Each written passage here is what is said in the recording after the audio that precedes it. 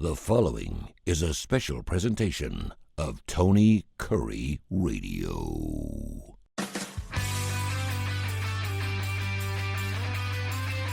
Two wonderful shows we do here on the Tony Kurre Radio.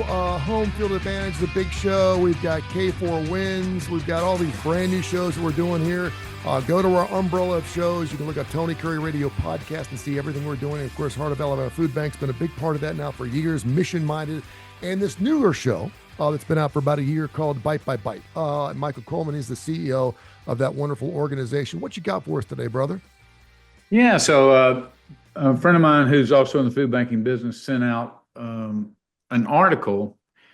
It's entitled "Grocery Stores That Donate Expiring Food Instead of Price Discounting or Discarding Make Higher Profits." And I thought I'd just kind of explain for just a minute two aspects. One is expiring food is a little bit of a misnomer. We've touched on this before, but it's worth repeating because there's still a lot of confusion out there. When we see labels today, typically what you see, there's still a few that say expires on this date. But usually what it says is best if used by. Yeah. And what they mean is that the same color, the same texture, the same consistency, as if it was freshly made, you can expect that product to remain that way for X amount of time. After that date, the USDA then looks at that food and says, okay, there are some things that the consistency, it may gel a little bit, it may do whatever. Sure. But absolutely, there's nothing wrong with that food. It's still safe to eat. It just may look, so I think of a jar of peanut butter.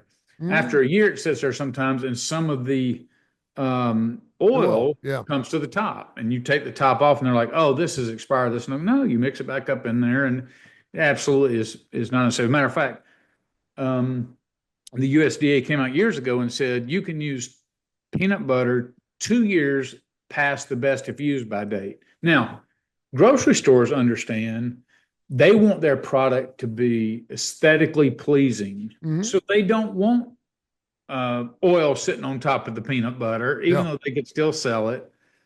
And look, I 100% understand it. So a large portion, 30%, for us, it's even more of what we distribute comes from donations from grocery chains.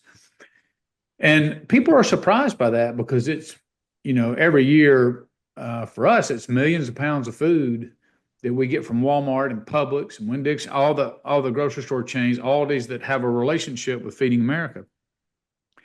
And the question would be, well, why do they do that? Or is it for money or altruism or whatever? And I think for the most part, companies do have a culture of they're in the food business. They recognize there's a need, and so they want to give to their communities. And truth of the matter is, food banking would fall apart for the most part without these companies. But it's also a financial consideration because companies, it's written in our tax code that if you donate food, you are able to get, you don't get the full price of what you would sell it for. Oh, yeah. But you do get a significant write-off. And one of the responsibilities that we have is anytime somebody donates food is we have to capture that invoice of what's being donated. We put it in our system, electronic system called Meal Connect. It actually goes from us up to Feeding America. Feeding America then provides Walmart, whatever company it is, with the receipt. And then when they do the corporate taxes, it comes off their taxes. So a lot of people go, oh, these corporations don't pay enough money. Well, a lot of it is because they're paying along the way, donating food and helping take care of society in this case. Sure. In the article said in 2022, retailers donated close to 2 billion pounds of food, which amounted to 3.5 billion US dollars. And so the estimated value turns out to be, a little less than $2 per pound that they donated. It's the lifeblood in many cases of what they do. But there is this huge tax write-off that goes with that. And so part of it is, I wonder, I found the article very interesting. Besides, I don't like the misnomer of expiring food. That's really, it's more best if used by. But I wonder if more, even local grocers, so there's grocery store chains, like down south, we have Piggly Wigglies. We all grew up with Piggly Wigglies. We're familiar with them.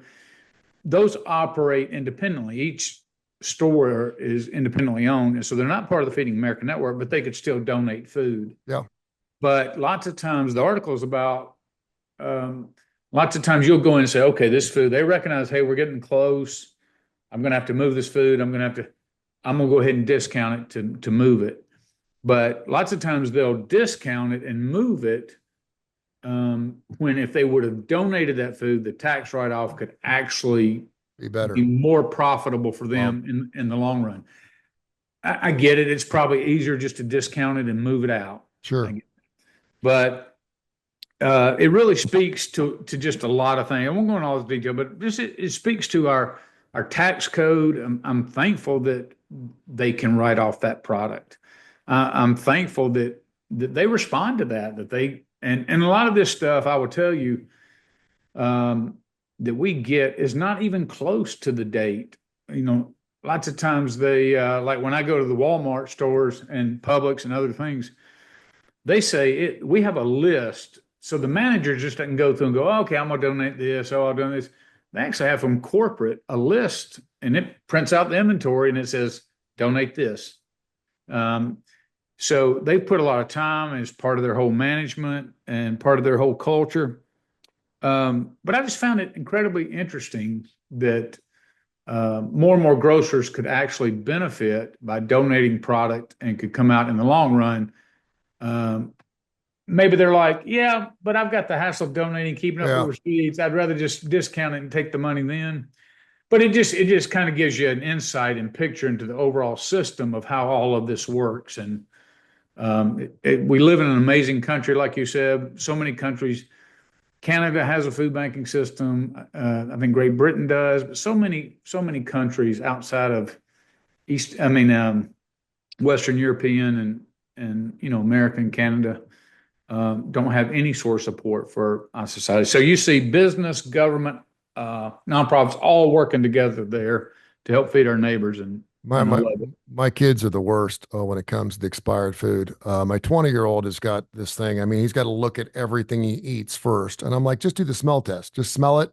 If it's a little brown or something like that. And then I was packing my daughter's lunch the other day, which I don't have to do, but I was trying to be nice, and I put in a bag of Sun Chips, which was unopened, but it expired September 24th, and she wouldn't eat it. And I'm like, they're fine. And I opened it up, and of course, ate the entire bag because it hadn't been opened. But yeah, kids are funny that way. The same kids that at some portion in their life have to stop and go to the bathroom in every portalet on the side of the road. I don't know what it is about kids where they go through that phase where they don't want to go poop, and then they have to go to the bathroom at every restaurant they find, every restaurant they see. Does this place have a restaurant or does it have a bathroom? I'm like, yeah, I need to go. I'm like, you just went. And some reason kids, and then they won't eat Sun Chips that are like a day old. I don't know. But I figured these kids, I'm funny, it really is. All right, my friend. Thank you so much, man. Have yourself a wonderful weekend. We'll catch you up next week. All right, you as well.